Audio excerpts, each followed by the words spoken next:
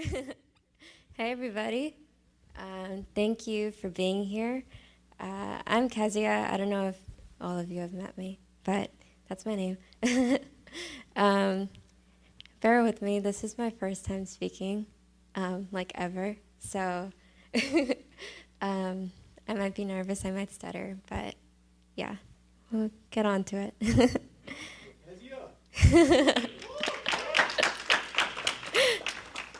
Thanks, guys. I appreciate it. So before we start, I want to ask y'all a question. What are you really hoping for in life right now? What are you looking forward to? What are the things that you're motivated by? Is it that you're going to graduate soon? Or that you'll be in a relationship soon? Or that you'll get a job and you'll get enough money? All these things are valid things to look forward to, and even I myself look forward to them. Or is it the thing that you're hoping for non-existent? Are you hopeless right now? When you expect and hope for things that never seem to really go your way, and it always seems to let you down, that feeling is hard. And that's what I want to talk about tonight. So I personally have hoped for those things that I talked about: a degree, relationship, job, money, to do what I want to do. But I realized that all those things, I eventually see that it lets me down. And they're not things that are reliable. And there have been moments where I've been hopeless too. And I didn't really know what I could trust. There was a moment in my life where I thought that I wasn't meant to be happy and I wasn't meant to experience joy in my life because I was so hopeless. But today I want to talk about a man in the Bible who was really faithful, really devoted to God, but he also became really hopeless after a while. Things just didn't go his way, and it was hard for him to keep moving on. This guy was someone that everyone would go to for advice. Everyone would just go to him because he had the right words to say. And I feel like we all know a person in our lives like that. Someone who just always knows what to say, always knows what we're thinking, like before we even tell them, you know. There's always that person in somebody's life. And that was Elijah in the Bible. Everyone would go to him, all the Israelites, because he had the best words to say. He was a prophet of God. He knew exactly what people were going through. He knew what exactly to do and what exactly to say to make them feel better. And this man, he did a lot of miracles. He was proving to people that his God was the one true God. And so that can get really draining after a while, you know. He did so many things, so many powerful things, like calling fire down from heaven and claiming there would be rain in the middle of a drought. And those things are not things that we do on a normal basis, you know. So a lot of people depended on him, and a lot of people were kind of looking to him for answers, you know. But when Elijah went through a hard time, it was hard for him to keep going, to keep moving on. And even though he did all those miracles, even though he was able to make fire fall down from heaven, when he became hopeless, it sort of seemed like everything was lost.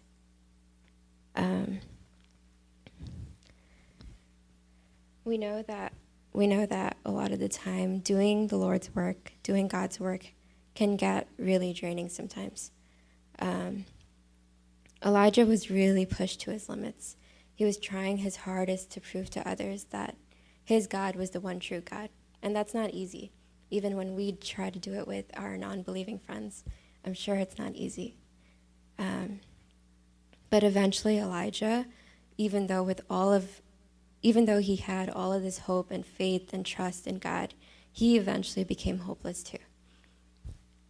So in the following verses that I'm going to read, we're going to see how Elijah became really hopeless and really depressed. So 1 Kings 19 is where we're going to read from. When Ahab got home, he told Jezebel everything Elijah had done, including the way he had killed all the prophets of Baal. So Jezebel sent this message to Elijah: "May the gods strike me and even kill me if by this time tomorrow I have not killed you, just as you killed them." Elijah was afraid and fled for his life. He went to Beersheba, a town in Judah, and he left his servant there. So the people in this story, Ahab and Jezebel, they were the king and queen of Israel at the time, and they were really evil. They hated Elijah because Elijah loved the Lord. And they also hated Elijah because Elijah killed many of their false prophets. So because of that, Ahab and Jezebel were out to kill Elijah. Moving on to the next verses. Then he went on alone into the wilderness, traveling all day. He sat down under a solitary broom tree and prayed that he may die. "I have had enough, Lord," he said. "Take my life, for I am no better than my ancestors who have already died." Then he lay down and slept under the broom tree.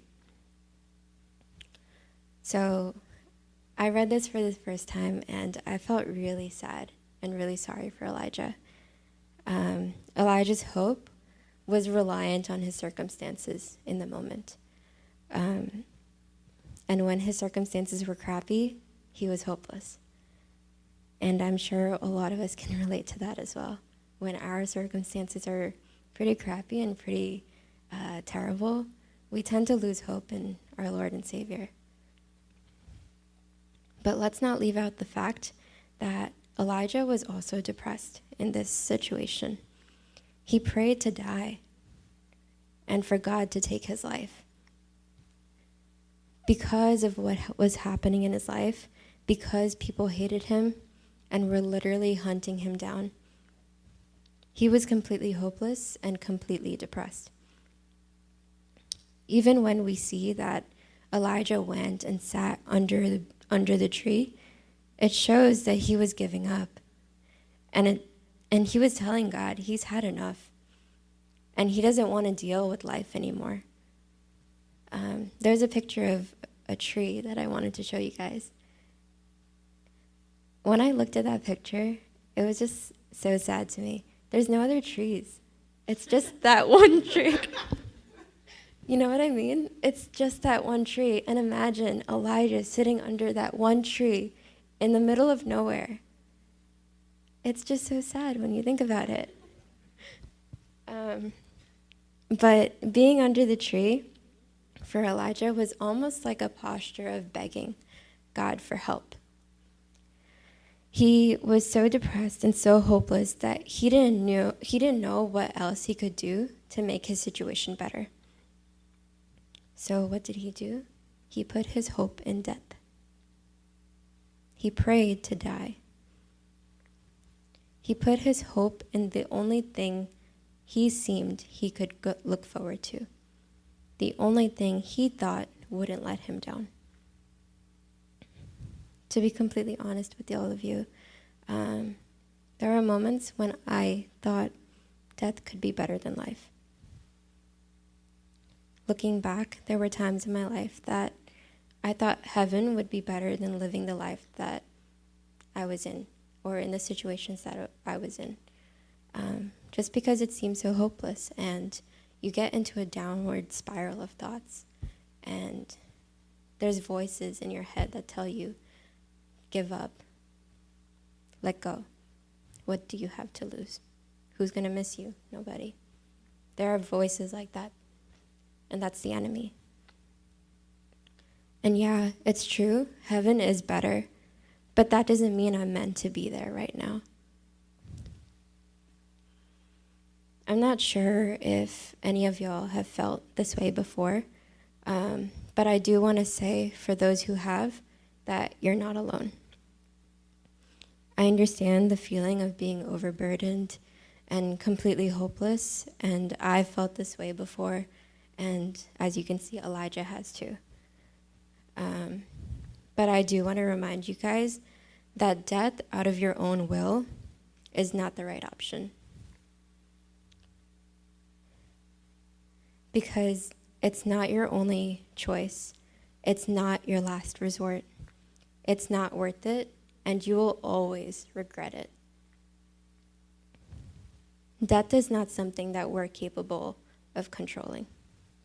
It's something that God controls. It says even in the Bible that God numbers your days. He already took care of how long you're going to live. And it's not for us to worry about. Christ already died for us. He already died for the hopeless moments, the depressing seasons. He already died for the thoughts in our minds that tell us to give up. He already died for the things that we are burdened over, so that we didn't have to. If you're still alive, that means God wants you here. He wants you here in this moment. He wants you in this life for a reason. He desires for you to be alive, and there's a specific reason that you haven't died yet. He has a specific purpose for each of us. And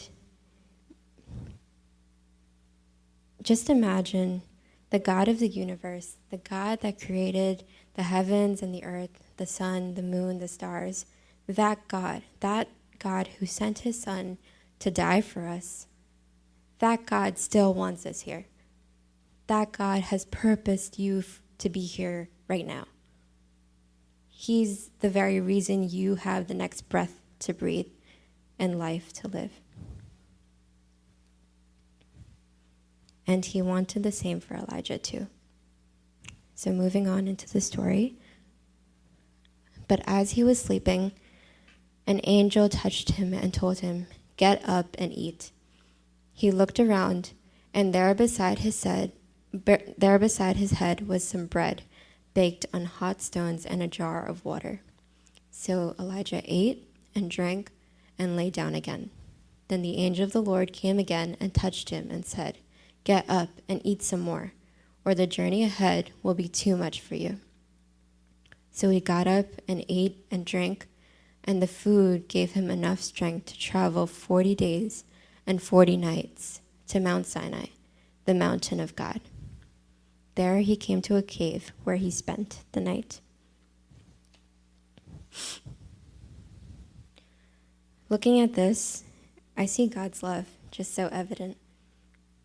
2 times, God provided Elijah food and water to strengthen him for the journey ahead. And honestly, it's kind of really funny when you think about it. Elijah prayed to die, and God gave him food to survive. And what's even funnier, Elijah never died in the Bible. So sometimes God's no can really be something good for us.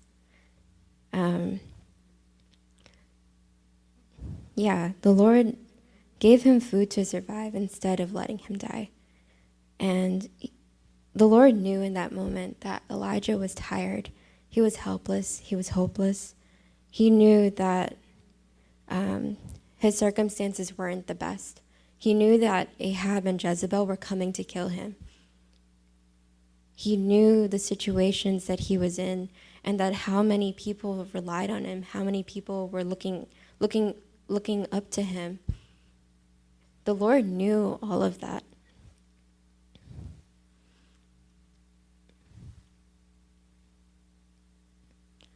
In this journey of life that we're all traveling through, God gives us exactly what we need when we need it. Keep in mind, though, that even though Elijah got food, he wasn't hopeful. He just ate and went back to sleep. Even though he decides to eat and drink water, he's still in that depressive state. And he doesn't necessarily get better right away. He doesn't gain hope right away. His hope in the Lord is still non-existent, even though the Lord himself made Elijah food. One thing wasn't going to regain Elijah's hope. And the Lord knew that, but he still made Elijah continue in the journey. There will be times when we're hopeless and we're completely down, but we're still expected to pick ourselves up, pick up all the baggage, and move on.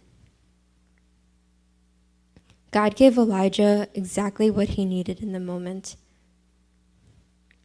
He gave him rest, he gave him sleep, he gave him food, but he also wanted him to keep moving on so that the Lord could give him more. It's important for us to rest and to let God feed us in the moment. But God doesn't want us to stay in our hopeless state. He wants us to move on. He doesn't want us to stay in our beds, crying our eyes out the whole time that we're depressed or in that season.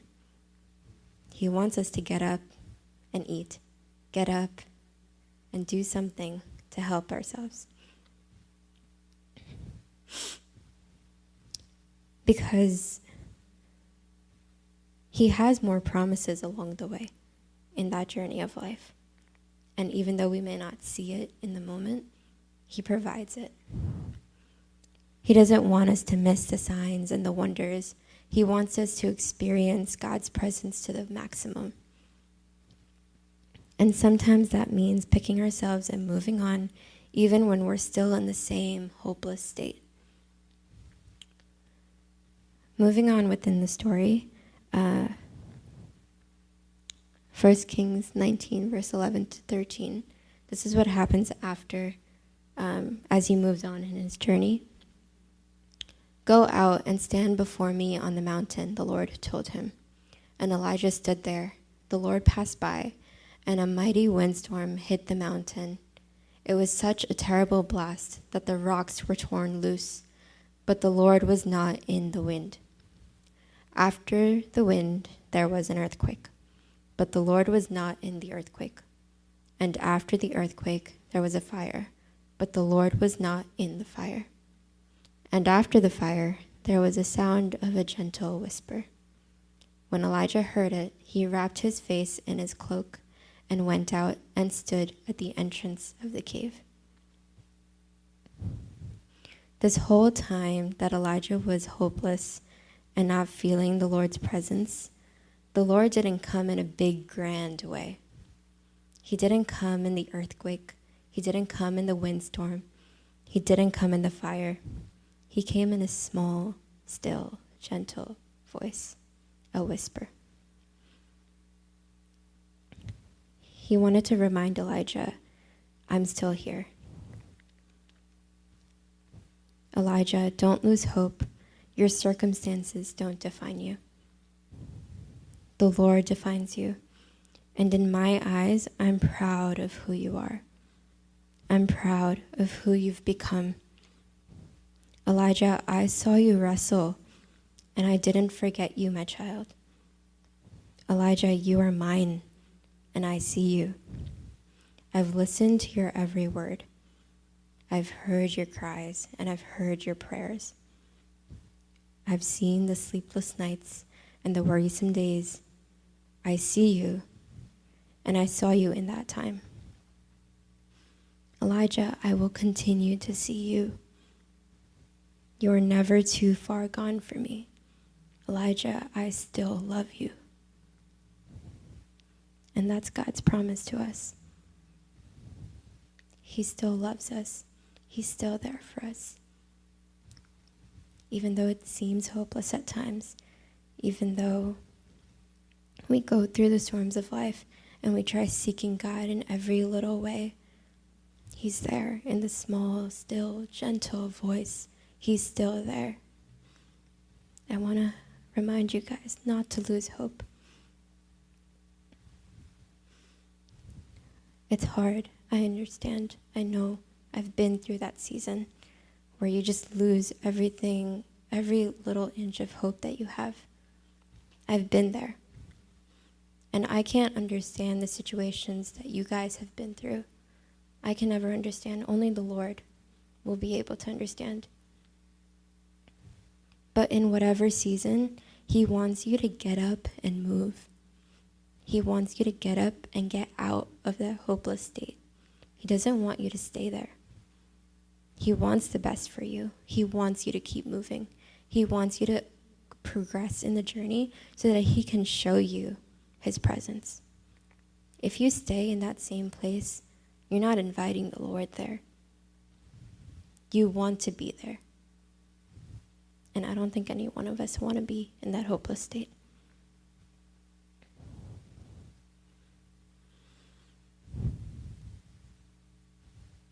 I've been in a season where I was really hopeless, and the circumstances in my life were really difficult.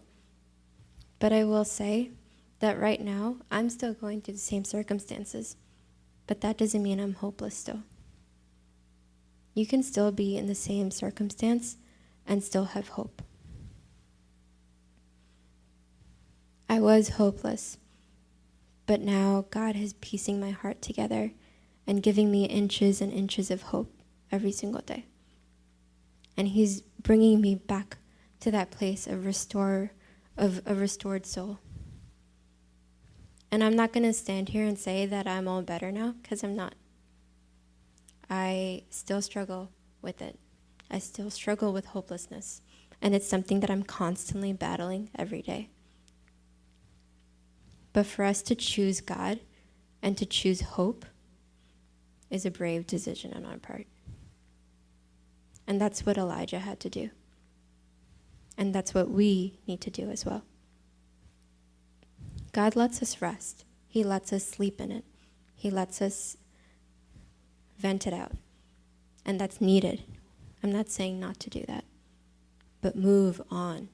Keep going. Don't stay in that place. It's not healthy. I do want to read some lyrics that really spoke a lot to me during my hopeless season. It's a song by Asbury. The lyrics go like this. Dear God, I've been trying awful hard to make you proud of me, but it seems that the harder I try, all the harder it becomes, and I feel like giving up most of the time. Dear God, I've been chasing their approval and it's killing me. And the more I try to prove, all the less I have to show. And I'm stuck inside my head most of the time. If I pray a little louder, if I follow all the rules, I wonder if I could ever be enough. Because I try and try just to fall back down again. And I ask myself, why do I try to chase the wind? I should lean into the mystery. Maybe hope is found in a melody. So I want to try again. So what I want you guys to do now is take out your phones and I want you to write your own letter to God. I want you to be honest. I want you to be raw. You don't have to share this with anybody. This is just for you and the Lord.